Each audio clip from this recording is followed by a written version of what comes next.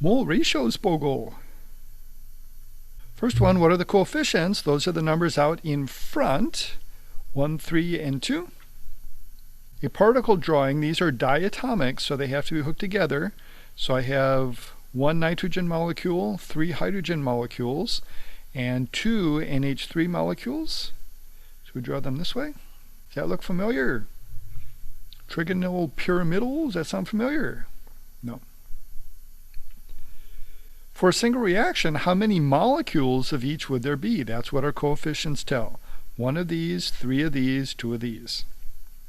So our ratio is 1 to 3 to 2. This ratio is for one reaction. What if we did 100 reactions? Instead of needing 1 of these, we need 100. Then instead of 3 of these, we'd need 300. And instead of 2 of these, we'd need 200. You're just multiplying everything by 100. So my ratio would be 100 to 300 to 200, but ratios need to be reduced. I can reduce all of these by 100. So the ratio is still 1 to 3 to 2, even though we used 100 nitrogens, 300 hydrogens, and 200 ammonias. What if we did 538? We're going to start with 538 of the nitrogens, and I'm going to need 3 times as many hydrogens and 2 times as many ammonias. And then this ratio also is going to reduce by 538 down to 1 to 3 to 2. How do the reduced ratios compare? They have to be the same. For the mathematical concept, first we multiplied by 100, and then when we reduced it, we divided by 100. Multiplying and dividing by the same number, the processes cancel out. Next one, what if we did the reaction 6.02 times 10 to the 23rd times? So this one will be multiplying by 1, this one will be multiplying by 3, this one will be multiplied by 2. And that big old ratio can be reduced by 6.02 times 10 to the 23rd back down to 1 to 3 to 2. So how many moles of each would we do? Each one of this is a mole, right? So this is 1 mole, this is 3 moles, this is 2 moles. Same ratio, 1 to 3 to 2. How do ratios compare? They have to be the same. Mathematical concept, if you multiply and divide by the same number, you get the same results. So the mole ratio is 1 to 3 to 2. Why do we call it a mole ratio? It can be any amount. It could be a dozen ratio, or it could be a gross ratio. In chemistry, we use the mole. So how many moles of nitrogen are there in 10 moles of ammonia? So we're going to do, these are unit conversion problems. We start with 10 moles of ammonia, and then this unit label goes on the bottom because I want that to cancel. Then I'm going to use my equation to tell me these coefficients tell the number of moles. So here I have 2 moles of ammonia and 1 mole of nitrogen. So 2 goes with ammonia and then 1 mole of nitrogen on the top.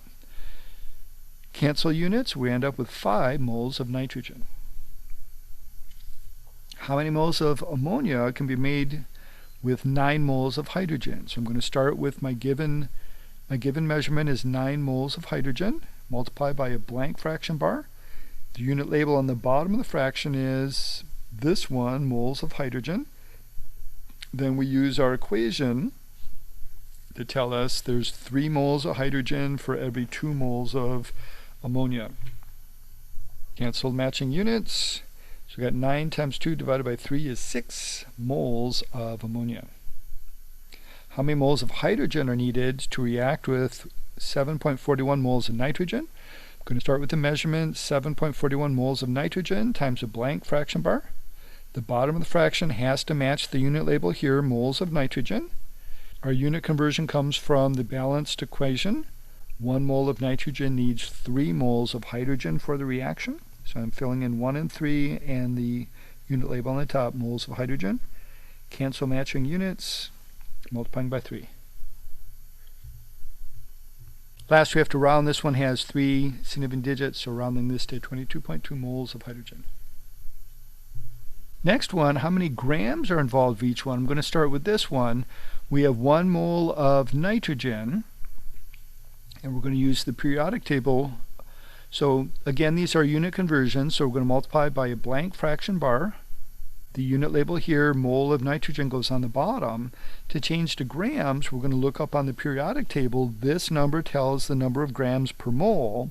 However, this is a diatomic molecule, so there isn't just one atom of nitrogen, there's two hooked together.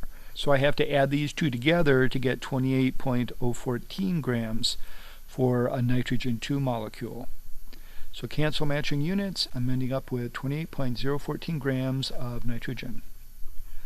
For hydrogen, we have 3 moles of hydrogen gas. The unit label here goes on the bottom, so they cancel, and then we're going to look up on the periodic table the mass of hydrogen, and this one's also diatomic, so you have to double the mass of hydrogen to get 2.0158 grams, and then we're going to multiply for 3 moles because this is the mass for 1 mole. Last one, for the ammonia, we have 2 moles of ammonia. So the unit that goes on the bottom here, moles of ammonia. Then I'm going to look up on the periodic table the mass of nitrogen plus 3 times the mass of hydrogen. So I have to add all 4 of those things together to get the mass of a whole molecule of ammonia. That's called the molar mass. And then we're multiplying by 2 moles to get 34.0614 grams of ammonia. Can we use the ratio with grams? No, we can't. If we look at the ratios of these gram numbers, it does not come out to 1 to 3 to 2. And the reason is that a gram of nitrogen is not equal to a gram of hydrogen, but a mole of nitrogen would be equal to a mole of hydrogen. So a mole is an amount, a grams is not.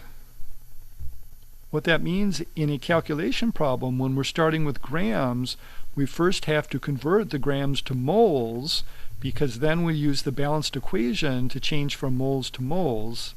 Our last step would be changing from the moles back to grams again. So we call this grams to moles to grams. It's a 3-step conversion problem. So here we have 3 students doing the same calculation 3 different ways. Toby's doing a ratio method where we cross multiply, and he gets 15 grams of nitrogen. The problem with doing a ratio this way is they're not paying attention to units. His units are not going to come out correctly. Rachel realized we have to use a mole ratio in our problem, so she changed from grams to moles first, took that answer and put that one in the ratio problem, got that answer, and then changed those moles into grams. Jerry's method treats it all as unit conversions. We change from grams into moles for ammonia, and then change from moles ammonia to moles of nitrogen, and then change from moles of nitrogen to grams of nitrogen. Looking at it as unit conversions, we know this answer is correct because all of the units match and cancel out the way they're supposed to. Rachel did get the same number, so this ratio method did work for Rachel, but the way this is set up, it's not easy to figure out the unit labels and know that the answer is right. Where Jerry's method, we know the answer is right because we're looking at all the unit labels to set up the problem. Which method does not use the mole ratio appropriately?